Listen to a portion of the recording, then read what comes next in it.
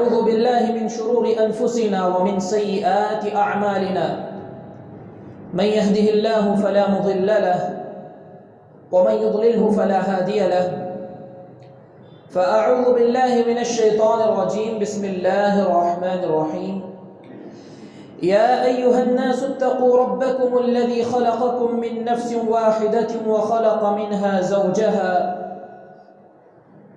وبث منهما رجالا كثيرا ونساء واتقوا الله الذي تساءلون به والأرحام إن الله كان عليكم رقيبا يا أيها الذين آمنوا اتقوا الله حق تقاته ولا تموتن إلا وأنتم مسلمون يا أيها الذين آمنوا اتقوا الله وقولوا قولا سديدا يصلح لكم أعمالكم ويغفر لكم ذنوبكم ومن يطع الله ورسوله فقد فاز فوزا عظيما وقال الله تعالى في موضع آخر الله الذي خلق السماوات والأرض وأنزل من السماء ماء فأخرج به من الثمرات رزقا لكم وسخر لكم الفلك لتجري في البحر بأمره وسخر لكم الأنهار وسخر لكم الشمس والقمر دائبين وسخر لكم الليل والنهار وآتاكم من كل ما سألتموه وإن تعدوا نعمة الله لا تحصوها إن الإنسان لظلوم كفار أما بعد فإن أصدق الحديث كتاب الله وخير الهدي هدي محمد صلى الله عليه وسلم وشر الأمور محدثاتها وكل محدثة بدعة وكل بدعة ضلالة وكل ضلالة في النار ابتدا ہے اس ذات وحدہ لا شریک لہ کے نام سے جو ہر عیب سے پاک ہے، جو ہر کمی کوتاہی سے پاک ہے، جو حقیقی مالک ہے اور جو حقیقی معبود ہے، جو حقیقی رازق ہے، رزاق ہے۔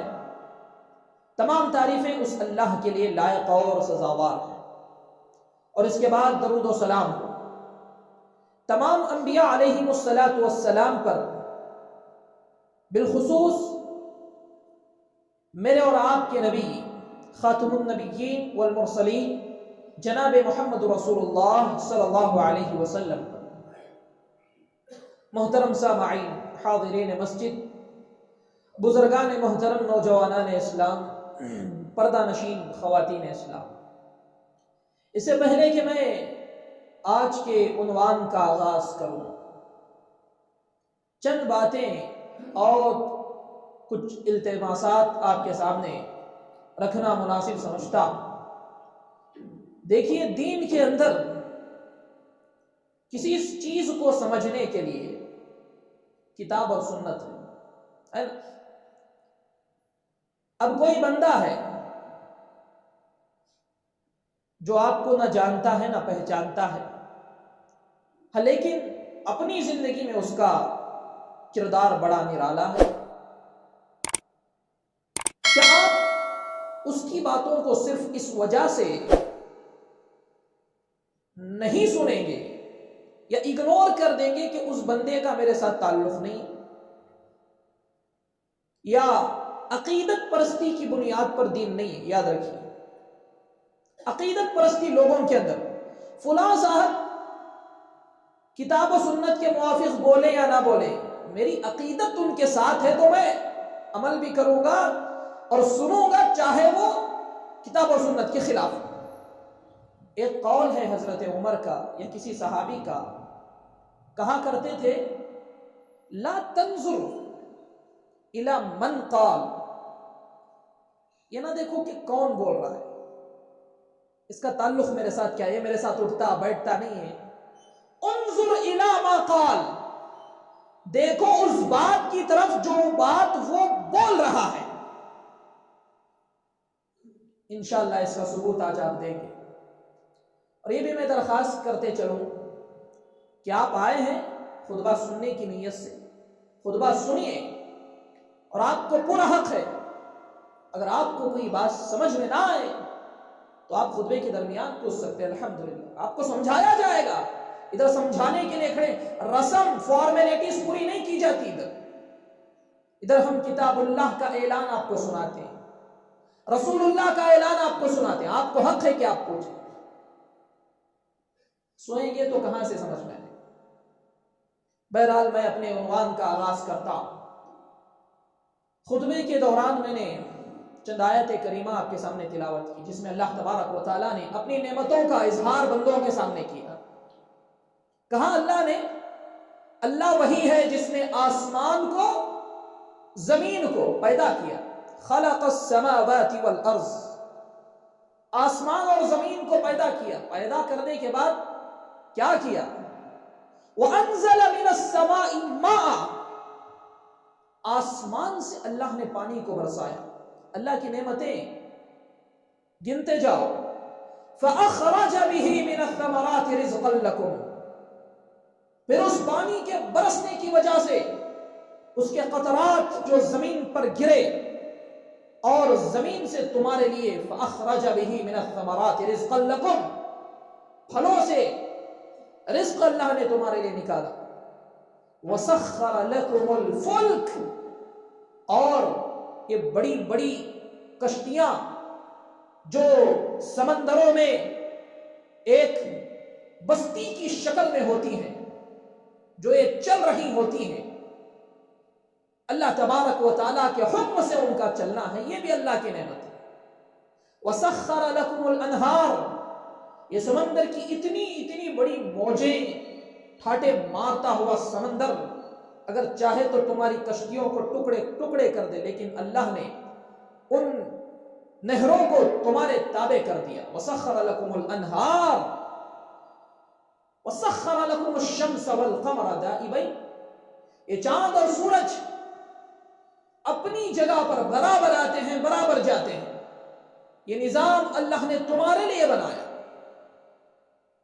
وَسَخَّرَ لَكُمُ اللَّيْلَ وَالنَّهَارَ، تمہاری زندگی میں اللہ نے ایک اور نعمت دی، رات اور دن کی نعمت۔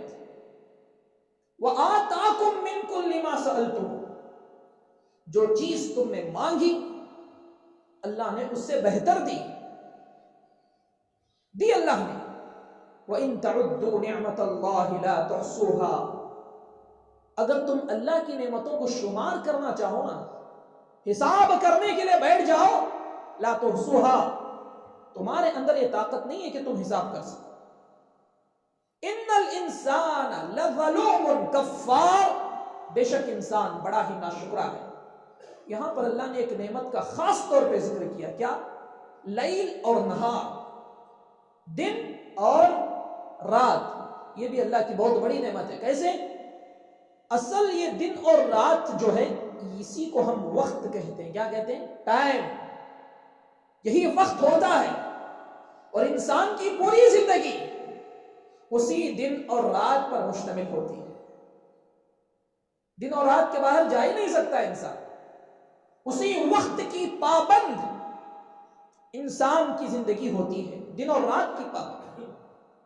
اور یہ وقت اللہ تبارک و تعالیٰ کی بہت بڑی نعمت ہے۔ آج ہمارے درمیان بہت ساری بیماریاں ہیں، بہت ساری اور بڑی بڑی بیماریاں، اور ان بیماریوں میں اور ان وباؤں میں ایک عام وبا جو پھیلی ہوئی ہے وہ ہے اپنے اوقات کو، اپنا قیمتی وقت فضول کاموں میں برباد کرنا۔ یہ بیماری چھوٹے سے لے کر نوجوان سے لے کر ہمارے گھر کے بڑے بوڑھوں تک بھی یہ وقت کو ضائع کرنے کی بیماری عام ہو چکی ہے۔ کیا کر رہے ہیں؟ وقت کی اہمیت ہے، ایک سال کی قیمت اگر آپ کو جاننا ہونا تو اس طالب علم، اس اسٹوڈنٹ سے پوچھو جو سال بھر اپنے امتحان کے لیے محنت کر رہا، دن رات اس نے ایک کیا، برابر پڑھ رہا ہے، ایک سال کے بعد اس کو پتا چلتا ہے کہ میں فیل ہو چکا ہوں۔ جا کے پوچھو ایک سال کی قیمت اس کے پاس کیا ہے، وہ آپ کو بتائے گا میری زندگی میں اس ایک سال کی قیمت کیا تھی جس کے اندر میں اپنے فائنل ایگزامز کی تیاری کر رہا تھا اور میں فیل ہو گیا. اور اگر آپ کو ایک مہینے کی قیمت اگر جاننا ہونا، جاؤ کسی مزدور سے پوچھو جس کو ایک مہینے کی جس کو تنخواہ نہ ملی، جاؤ پوچھو اسے تیرے نزدیک ایک مہینے کا یہ جو وقت ہے کتنا قیمتی ہے. وہ اپنے آنسوؤں کے ذریعے سے بتائے گا کہ بھائی یہ تنخواہ کے لیے رات دن ایک کر کے مہینہ بھر مجھے محنت کرنا پڑتا ہے، اس کے باوجود اگر اس کو تنخواہ نہیں دی جاتی تو جا کے پوچھو اس ایک مہینے کی قیمت اس کے پاس کیا ہوگی.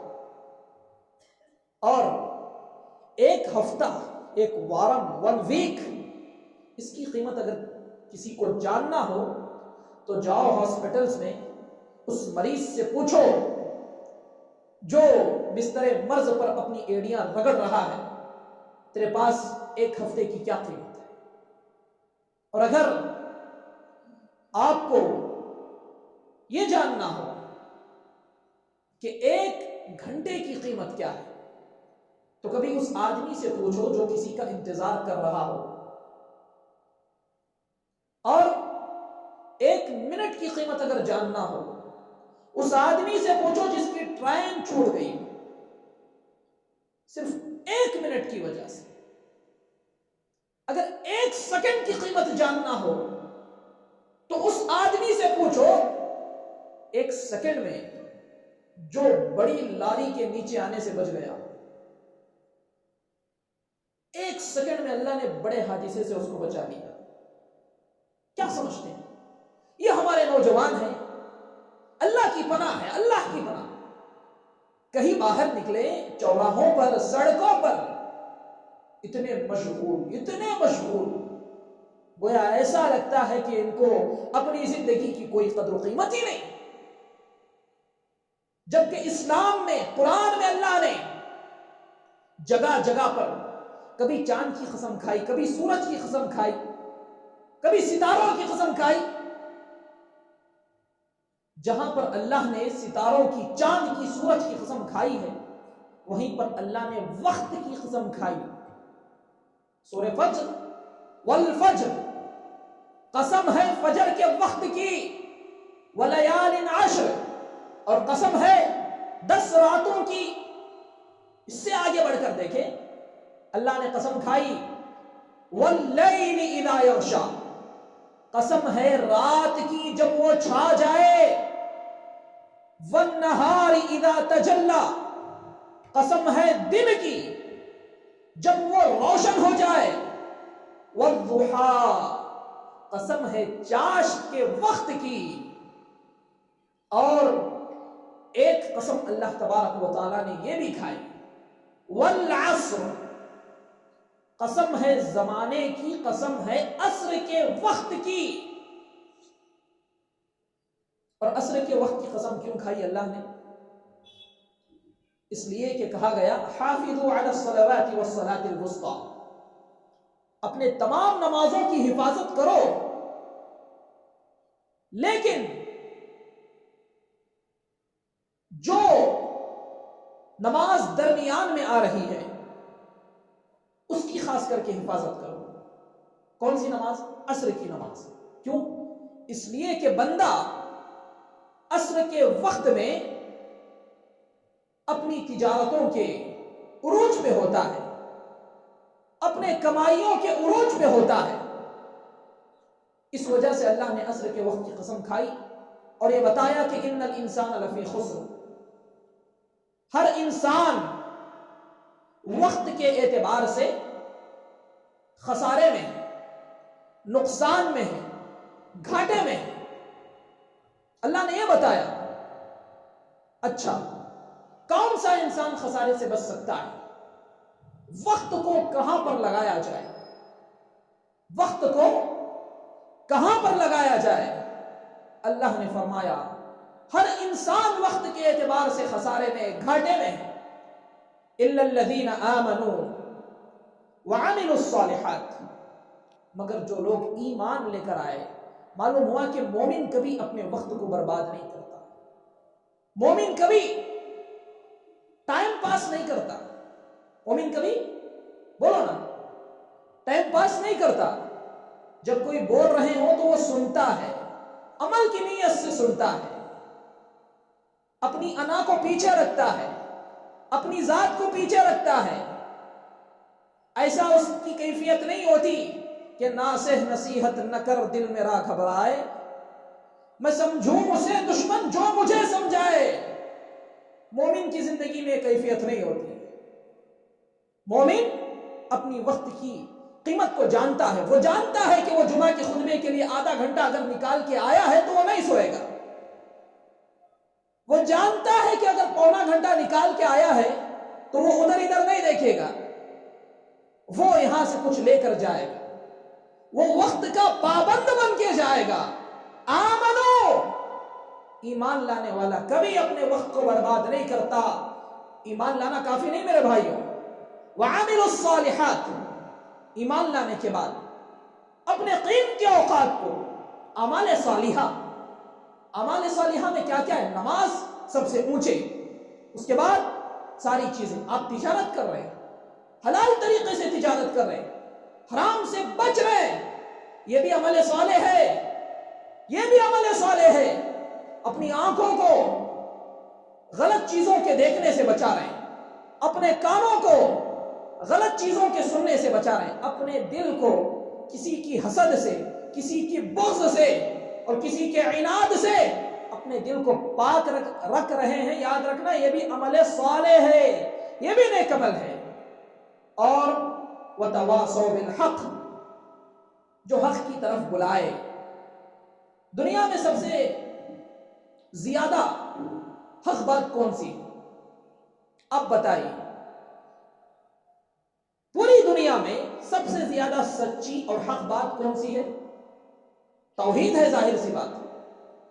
اس توحید کی طرف لوگوں کو بلائے، اور جب آپ توحید کی طرف لوگوں کو بلائیں گے، کتاب و سنت کی طرف لوگوں کو بلائیں گے، تو ظاہر سی بات ہے لوگ کبھی جو ہے آپ سے نفرت کریں گے، کبھی آپ کو تانا دیں گے، کبھی آپ سے دشمنی کریں گے، آپ سے ناراض ہوں گے، آپ کے راستوں میں کانٹے بچھائیں گے۔ کیوں؟ آپ کی باتیں کتاب و سنت کے موافق ہے، ہمارے خواہشات کے موافق نہیں ہے۔ اللہ نے کہا وَتَوَاصَوْا بِالصَّبْرِ، صبر کرو، صبر کا دامن نہ چھوڑنا۔ ان چار چیزوں میں اپنی زندگی کو گزارو، خسارے سے بچ جاؤ گے۔ عبداللہ بن عباس رضی اللہ عنہ کہتے ہیں اللہ کے نبی صلی اللہ علیہ وسلم نے فرمایا نعمتان، دو نعمتیں ایسی ہیں مغبون فیہا کثیر من الناس، جس میں لوگ اکثر غفلت میں رہتے ہیں، انہیں ہوش نہیں رہتا۔ اللہ وہ دو نعمتیں ان کو عطا کرتا ہے نا، احساس نہیں ہوتا۔ کیا ہے؟ الصحہ، صحت۔ میرے بھائیوں، صحت بہت بڑی نعمت ہے، اللہ کی سب سے بڑی نعمت۔ اگر تمہارے پاس دولت نہ ہو افسوس نہ کرو، تم اپنی آنکھ کی قیمت نہیں لگا سکتے۔ اگر تم کو اللہ نے امیر نہیں بنایا تو افسوس نہ کرو، تم اپنے جسم کے کسی حصے کی قیمت نہیں لگا سکتے۔ الصحہ، صحت اللہ کی بہت بڑی نعمت ہے، بہت بڑی نعمت ہے۔ جب ہمارے پاس صحت ہوتی ہے تو ہمیں سجدوں میں مزہ نہیں آتا، اللہ کے سامنے کھڑے ہونے میں مزہ نہیں آتا۔ جب ہمارے پاس صحت ہوتی ہے تو یہ پیروں کے اندر کھجلی ہوتی ہے کہ ہم فلم تھیٹرز کو جائیں۔ جب صحت ہوتی ہے تو ان پیروں میں یہ طاقت ہوتی ہے کہ جائیں اور فضول کی میچز ہم دیکھتے ہوئے کھڑے، اور روڈ پر اگر کرتب دکھایا جا رہا ہے تو وہاں آدھا گھنٹہ کھڑ جائیں۔ جب صحت ہوتی ہے تو ان ساری فضول کاموں کے لیے وقت برباد ہو جاتا ہے۔ اور جب گھٹنوں کے اندر درد آ جائے، پیروں کی شکایت، چلنے نہیں ہو رہا ہے، جب انسان کرسی پہ بیٹھتا ہے تب اس کو سجدے کی لذت کا احساس ہوتا ہے۔ جب اس کی یہ پیشانی ہے نا تڑپ جاتی ہے کہ اللہ میری ٹانگوں کو صحیح کر دے، میری اس کمر میں طاقت دے، تیرے سامنے میں سجدہ ریز ہو جاؤں. کتنے لوگ ہیں، کتنے بزرگ ایسے ہیں، ہم ان سے سنتے ہیں کہ جب تک سجدے میں نہ جائے سکون نہیں ملتا ہے. تو یہی وجہ ہے اللہ نے جن جن کو صحت دی ہے تو اللہ کے لیے جب تک اللہ نے صحت دی، عبادت کی توفیق اللہ نے جب تک آپ کو دی ہے، اچھے اعمال کریں. اللہ تبارک و تعالیٰ کے سامنے اپنی اس پیشانی کو سربسجود کر دیں. والفراغ، دوسری نعمت اللہ کے نبی نے بتایا صلی اللہ علیہ وسلم، وقت. یہ وقت اللہ تبارک و تعالیٰ انسان کو جو دیتا ہے برباد کرنے کے لیے نہیں دیتا، ٹائم پاس کرنے کے لیے نہیں دیتا. آج ہمارے پاس ٹائم پاس کرنے کے لیے بہت ساری چیزیں ایجاد موجود بن گئی، یعنی وہ وجود میں آ گئی، طرح طرح کی ٹائم پاس کی چیزیں، ہر ایک قسم کی. سیف الیمانی رحمت اللہ علیہ ایک بہت بڑے عالم گزرے ہیں، وہ کہتے ہیں ان من علامت اعراض اللہ عن العبد ان یشغلہ بما لا ينفعہ. اللہ تبارک و تعالیٰ جب کسی بندے سے ناراض ہوتا ہے نا، کیا جب کسی بندے سے ناراض جب اللہ تبارک و تعالیٰ ہوتا ہے تو اللہ اسے ایسے کاموں میں مشغول کر دیتا ہے جس میں اس کا کوئی فائدہ نہیں ہوتا، کوئی فائدہ نہیں ہوتا. تقریر سن رہے ہیں، اللہ نے کسی کو جو ہے میٹ پہ پڑے ہوئے کنکریوں میں مشغول کر دیا، وہ کنکریوں سے کھیل رہا ہے نا. کوئی خطاب سن رہا ہے، اللہ نے کسی کو فون میں مشغول کر دیا ہے نا. سوچ کے دیکھیے نا، طرح طرح کی چیزوں میں اللہ مشغول کر دیتا ہے. ان یشغلہ بما لا ينفعہ، کہ اللہ ایسی چیزوں میں اس کو مشغول کر دیتا ہے کہ اس کا کوئی فائدہ اس میں نہیں ہوتا. اللہ تبارک و تعالی ہم سب کو ایسی چیزوں سے بچائے، آمین. اور ہمارے نوجوانوں میں اکثر ایسا ہوتا ہے کہ یہ ہمارے نوجوان اپنی جوانی کے ٹائم کو پاس کرنے کے لیے پلاننگ کرتے ہیں کہ انشاءاللہ اس دن ہمیں چھٹی ہے، چلیے پلان بناتے ہیں، فلاں جگہ نکلتے ہیں. اور جب فلاں جگہ نکلتے ہیں اچھی بات ہے، سیر و تفریح کیجیے، مسافر ہے، نماز کا اہتمام ہونا چاہیے، نماز کی پابندی ہونی چاہیے. کتنے بہترین ہے وہ نوجوانوں کی جماعت جو سفر کے لیے نکلے اور جماعت کے ساتھ نماز پڑھے، نماز میں کوتاہی نہ کرے. کتنی بابرکت ہے وہ نوجوانوں کی وہ جماعت. لیکن ہمارے نوجوان جب پلاننگ بنا کر سیر و تفریح کے لیے نکلتے ہیں تو اللہ کی پناہ، شریعت کی حفاظت تو دور کی بات ہے، شریعت کا وہ لائن جس کو کراس کرنے سے اللہ نے منع کیا ہے اس کو پھلانگ کر نکل جاتے ہیں. ایسا نہیں لگتا کہ وہ نوجوان وہ مسلمان ہیں، نہیں لگتا ایسا. اور میرے بھائیوں، میرے نوجوانوں، میری ان باتوں کو غور سے سننا اور اپنے وقت کو برباد کرنے سے بچنا. اللہ تبارک و تعالیٰ فرماتا ہے جن کو تم نے اپنا جگری دوست بنایا ہے نا، جگری دوست، ارے میرے ایک کال کرنے پر وہ رات کے 3 بجے آ جائے گا، ارے وہ اب میرے اوپر اپنی جان نثار کر دے گا. اللہ نے فرمایا وَيَوْمَ يَعُضُّ الظَّالِمُ عَلَى يَدَيْهِ يَقُولُ يَا لَيْتَنِي لَمْ أَتَّخِذْ فُلَانًا خَلِيلًا. جب آپ ظالم کو دیکھو گے تو وہ کہے گا، افسوس کرے گا، ہائے افسوس، اپنی انگلیوں کو چباتے ہوئے کہے گا میں نے کاش فلاں انسان کو اپنا دوست نہ بنایا ہوتا، فلاں کو اپنا دوست نہ بنایا ہوتا، کاش کہ میں رسول کے راستے کی پیروی کر لیتا. لقد اضلنی، اس نے مجھے گمراہ کیا، اس نے مجھے گمراہ کیا. کس کے بعد؟ اس کے بعد کہ میرے پاس ہدایت آئی، اذان کے کلمات میرے کانوں میں آئے، میں اپنے دوست کے ساتھ بیٹھا تھا، اس نے مجھے روکا. ابھی جوانی ہے، بڑھاپے میں پڑھ لیں گے. اذان کی آواز کان میں آئی، دوستوں نے روک دیا. ارے کیا بات ہے، جوانی میں کر لیں گے. ذرا دیکھو نا کہ وہ نوجوان جو کسی روڈ میں حادثے کا شکار ہو جاتا ہے، اس کو بڑھاپے کا وقت ہی نہیں ملتا۔ بڑی سوچنے کی بات ہے۔ ایسا ضروری نہیں کہ موت جو ہے بڑھاپے میں حج اور عمرہ کرنے کے بعد آئے، ضروری نہیں ہے کہ موت جمعہ کے دن آئے یا رمضان کے دن آئے، جس کو کہا جاتا ہے کہ بھائی اس کی بخشش ہو جاتی ہے، پتہ نہیں کون سی حدیث ہے۔ ایسا ہرگز نہیں ہے۔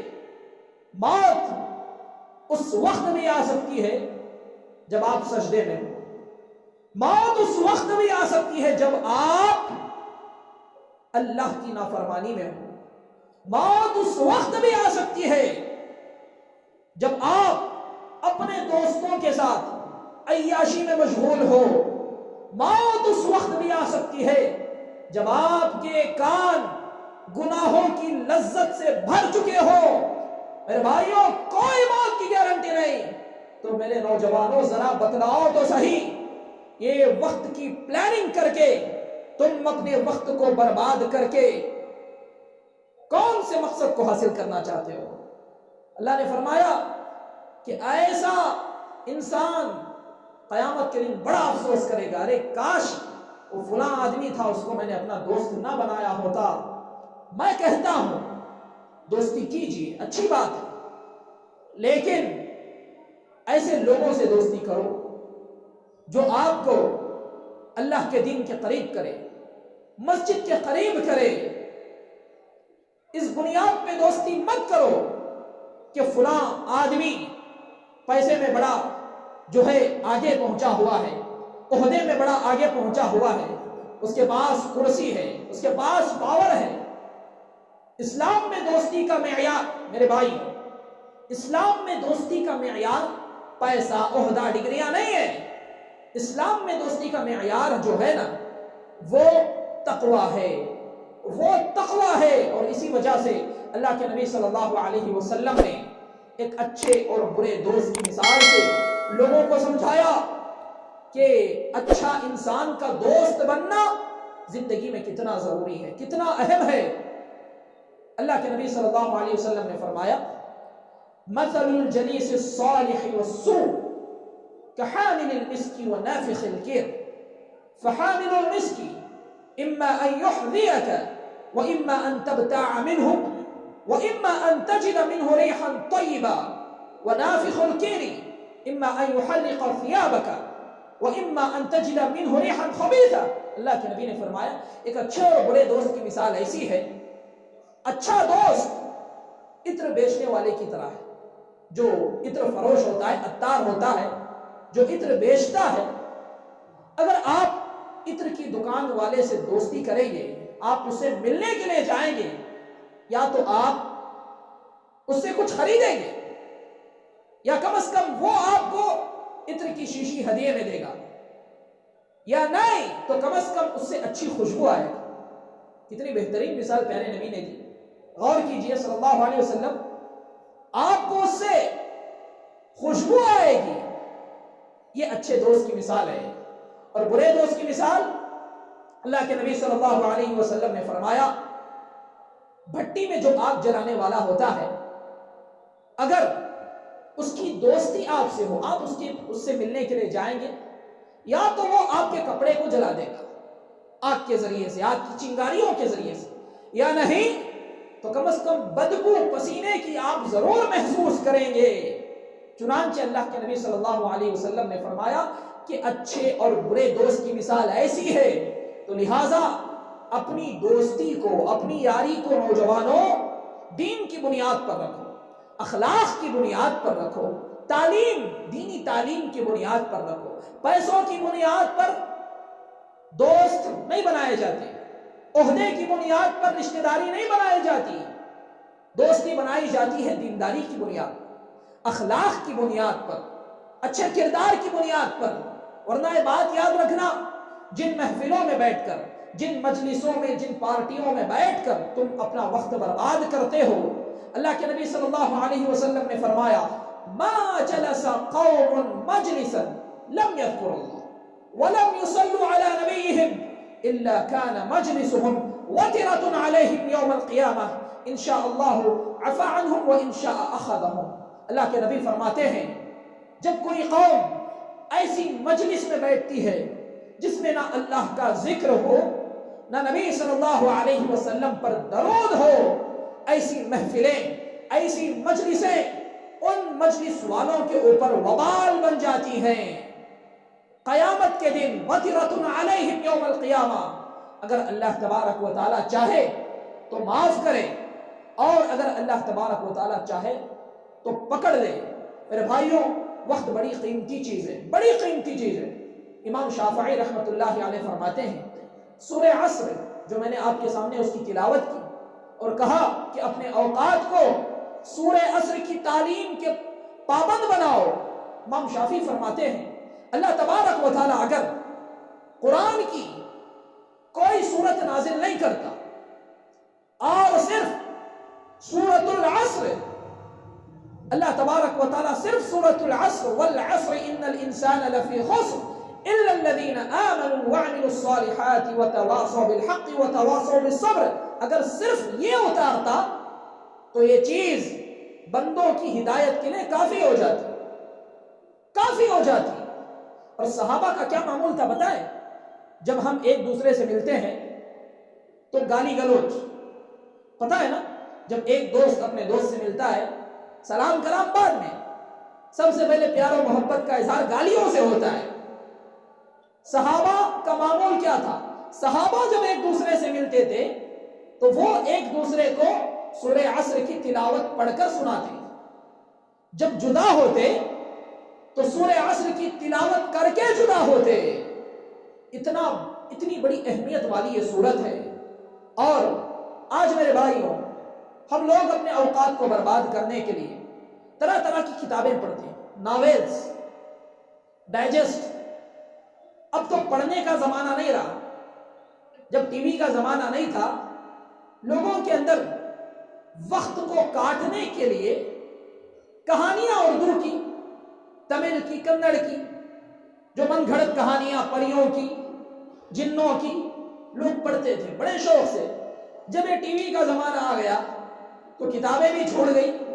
اب جو ہے ارطغرل کے سیریز چل رہے ہیں اور اسلام کے نام پہ فلاں فلاں فلاں فلاں، اور کہا جائے نہیں اسلام کی تاریخ دکھائی جا رہی۔ اچھا تو اسلام کی تاریخ فرض نماز چھوڑ کے دیکھے گا، ہے نا؟ اسلام کی تاریخ دیکھ رہا ہے فرض نماز کو چھوڑ کر، منہ میں گٹکا ہے، تلوار اٹھانے کی ہمت کر رہا ہے۔ یہ ہمارے نوجوانوں کی حالت ہے۔ کتنا افسوس کیا جائے، کتنا کہا جائے، ان غازیوں کی چکر میں تم بزدل بن گئے۔ اللہ نے قرآن میں کتنے غازیوں کا ذکر کیا، احادیث میں پیارے نبی نے کتنے غازیوں کا ذکر کیا، اس سے کوئی واسطہ نہیں ہے۔ ڈرامے بنا کے دکھا دو، چاہے ممبر پر کیوں نہ ہو، سن لیا جائے گا، سنا لیا جائے گا، علم سے کوئی واسطہ نہیں۔ اقبال نے صحیح کہا تھا، یہ امت خرافات میں کھو گئی، حقیقت روایات میں کھو گئی، علم سے کوئی واسطہ نہیں ہے۔ بناوٹ بنا اور سنگھار کے دکھا دو، امت قبول کر لے گی۔ اللہ ہم سب کی حفاظت فرمائے۔ اس سے بہتر کہ آپ صحابہ کی تاریخ پڑھتے، قرآن کا ترجمہ پڑھتے، قرآن کی تفسیر پڑھتے۔ ان ڈراموں کی چکر میں رات کے 3 بجے تک ہمارے گھروں میں ٹی ویاں چلتی ہیں، اگرچہ کے دروازے بند ہوتے ہیں، اگرچہ کے دروازے بند ہوتے ہیں، عام حالت تو یہی ہے 3 بجے تک۔ اور یہ 3 بجے کا وقت وہ مبارک وقت ہوتا ہے جس وقت میں میرا رب آسمان کی پہلے آسمان پہ آ کر ندا لگاتا ہے، من یدعونی، کون ہے بھائی جو مجھ سے دعا کرے، کون ہے جو مجھ سے دعا کرے میں اس کی دعا قبول کروں، من یستغفرنی، کون ہے جو اپنے گناہوں کی بخشش کو مانگے میں اس کے گناہوں کو بخش دوں۔ ایسے وقت میں ہماری یہ نگاہیں، ہمارا یہ جسم فضول کاموں میں برباد ہوتا رہتا ہے، وقت بھی برباد۔ اور جب چلو تہجد تو ایک نفلی چیز ہے، فجر تو فرض ہے نا، فجر کے وقت ہم ایسے سو جاتے ہیں، ایسے سو جاتے ہیں، قیامت بھی آ جائے پتہ نہیں چلتا، قیامت بھی آ جائے پتہ نہیں چلتا۔ یہ ہماری زندگی میں اوقات کی پابندی ہے۔ اللہ کے نبی صلی اللہ علیہ وسلم نے ایک مرتبہ منافقوں کی صفت بتائی. کہا کہ عشاء اور فجر کی نماز بڑی بھاری منافقوں پہ ہوتی ہے، لیکن تم منافقوں کے درمیان ایک اعلان کر دو کہ فجر کی نماز میں کل ہڈیاں تقسیم کی جائیں گی، ہڈیوں کو بانٹا جائے گا، یہ منافق پہلی صفوں میں تمہیں نظر آئیں گے، پہلی صفوں میں نظر آئیں. صحابہ اللہ کے نبی سے پوچھتے، اللہ کے نبی منافقوں کی اوصاف بتائیے. حذیفہ بن یمان کے پاس جاتے، ان سے کہتے کہ اللہ کے نبی نے تمہیں منافقوں کی لسٹ دی ہے، دیکھو میرا تو نام نہیں، میرا تو نام نہیں. میرے بھائیوں، اپنے اندر جھانک کر دیکھیں، کہیں ہمارے اندر تو منافقوں کے اوصاف تو نہیں کہ دین پر اس وقت عمل کریں گے جب دنیا کا فائدہ ہوگا. ایسا تو کہیں نہیں ہے. من آنم کے من دانم، میں باہر کتنا بہتر متقی ہوں لیکن اندر سے میں کیا ہوں میں خود جانتا ہوں. اپنے آپ کا جائزہ لیں، ٹٹولیں. کیا حقیقت میں ہمارے اندر بھی وقت کو برباد کرنا، فجر کے وقت میں سو جانا، رات کے اتنی قیمتی لمحات کو برباد کر دینا اور 11-12 بجے اٹھنا اوقات کو برباد کر کے، یہ ہمارے اندر پایا جاتا ہے؟ اور کیا سمجھتے ہو اللہ نے ایسے پیدا کر دیا؟